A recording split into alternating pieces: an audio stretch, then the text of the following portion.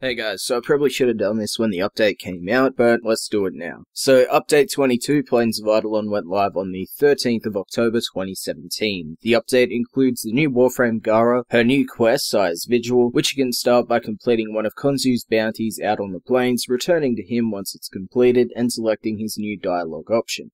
Now within Cetus we have 5 vendors available, each representing one of the new mechanics added to the game. First up we have High Luck, who specializes and sells fishing equipment, such as the new fishing spears, orbiter decorations, and bait. Secondly, we have Old Man Sumbat, who is the prospector of Cetus. Now he'll provide you with the tools needed to mine out on the plains, as well as providing you Cetus wrap for trading in mine materials. Thirdly, there's Tiasani, who sells limited time cosmetics and decor for your Kubras, Kavats, and your orbiter. Fourthly, there's Hawk, who, as some of you may know, is the blacksmith of Cetus. Here you can craft your own melee weapons using the parts he provides, as well as trade your built weapons for Cetus standing, and additionally changing the name of your melee weapon at the cost of some plat. Our 5th vendor is Khonsu, who I mentioned beforehand, and he is our bounty board representative, as well as our Cetus standing vendor. This is the guy you'll come to when you want to complete bounties out on the plains all day.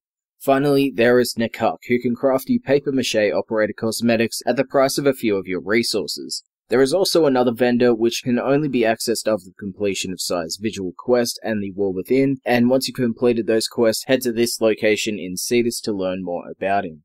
Now that's all the interactive stuff within Cetus. It's now time to talk about the plains. So first up, you can access the plains at any time after walking through Cetus and taking your first steps out there. If you don't know how to do so, just walk through the giant Orokin door behind Khonsu. Now at the time of recording, this area is what kills computers. I've got a pretty hefty setup and it still craps itself trying to load in and refresh the game. Now when you're out on the plains, you can undergo multiple activities: fishing, mining, incursions, and bounties, 2 of which require you to earn Cetus standing before doing so, and then purchase the main item for the activity, such as the fishing spear or the mining laser.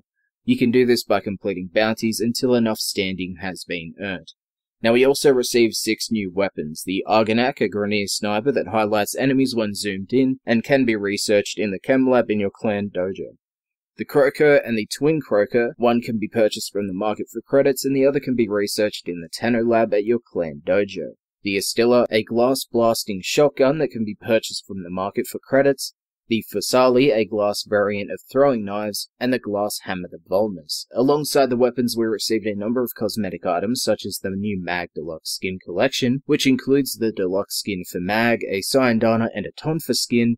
And then there's 3 new operator cosmetics outside of that, which you can acquire from the plains or the market. Now they are the Sino, Vard, and Zard suits. And then there's also 2 orbiter decoration packs that contain smaller decors of items from Cetus.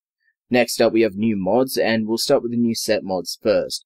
So there are 3 new set mods that consist of 6 mods in a set, each adding different stats to your frame and weapon. There's Augur, Vigilante, and Gladiator. You can acquire these mods by completing bounties or defeating bosses.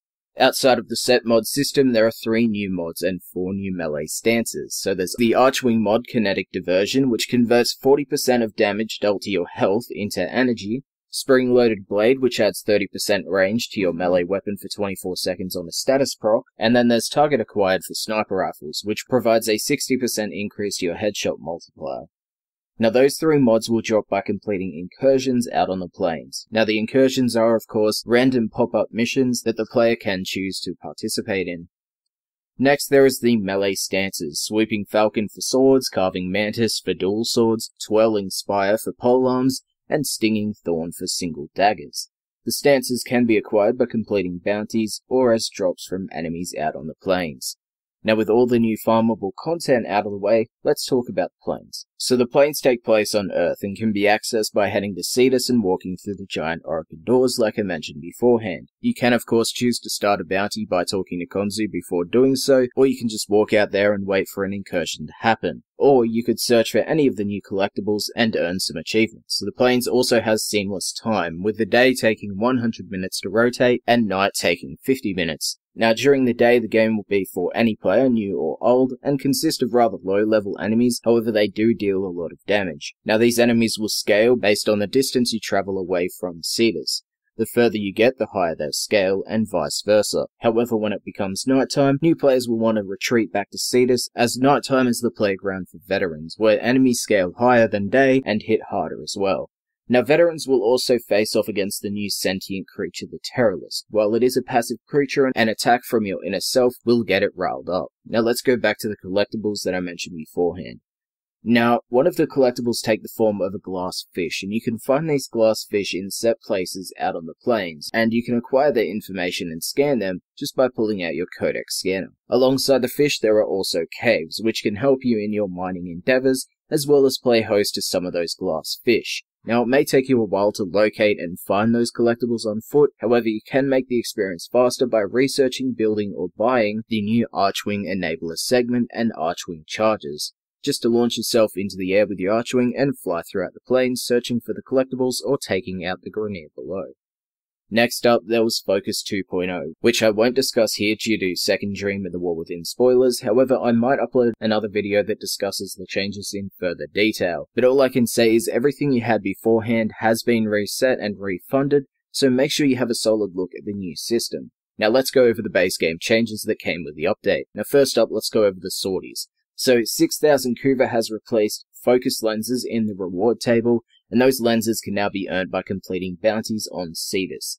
The Void and the Plains are now possible sortie locations, and modular melee weapons, which are the craftable weapons in Cetus, now have Riven mods, and those Riven mods have been added to the Riven drop pool. Now let's go over weapon changes. As most of you know, all weapons will plan to receive a damage drop-off over distance, and that is now in effect for all weapons, with 300 meters being the starting point for damage reduction. However, sniper rifles are the exception, with the reduction starting at distances past 400 meters and ending at 600 with a reduction of 50%.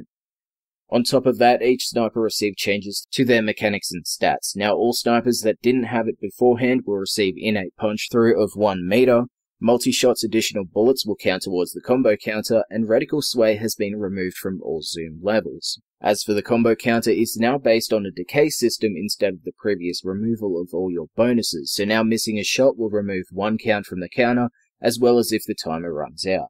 Kind of like how the Nell and the Arca Cisco works. The combo duration for all snipers has also been reduced to 2 seconds, besides the Lanka, which had its reduced to 6. As for the specific stat changes, the Vectis has its zoom level bonus changed from flat damage to headshot damage, with its first zoom providing a bonus of 30% and the second zoom providing 50%. The Vectis Prime, on the other hand, received an increase of 35% on the first zoom and 55% on the second. However, the first zoom now provides a 3.5 times multiplier and the second 6 times, as well as having its fire rate increased to 2.67 shots a second, and the next round is loaded immediately instead of the prior delay mechanic. Now the Snipetron and its Vandal variant now have fire rates of 2 shots a second, and just like the Vectis, now have a 30% headshot damage bonus on their first zoom and 50% on the second. The Rubico zoom multipliers have been reduced to 3.5 times on the first zoom and 6 times on the second, as well as having its fire rate increased to 2.67 shots a second. As for the Volcar and its Wraith variant, the second zoom levels have had their multipliers reduced to 4 times, and the thirds reduced to 8. On top of that, each zoom level will now provide headshot damage bonuses instead of flat damage. The first zoom provides a 35% increase, second 55%, and the third 70%. And the only difference between the two variants is that the Volcar Wraith now has a fire rate of 2 shots a second. And then there's the Lanka, which had its charge rate reduced to 1 second, and like the other snipers, had its zoom multipliers decreased. The second zoom now provides a multiplier of 5 times, and the third 8 times. And finally, for some reason, we have an outlier, which is the Vasto Prime. Now, it's had its mastery requirement increased to mastery rank 3, its damage increased to 70, as well as having its status and critical chances increased to 20%. And that's all for the weapon changes that happened in this update, so let's go over the additions that came with it.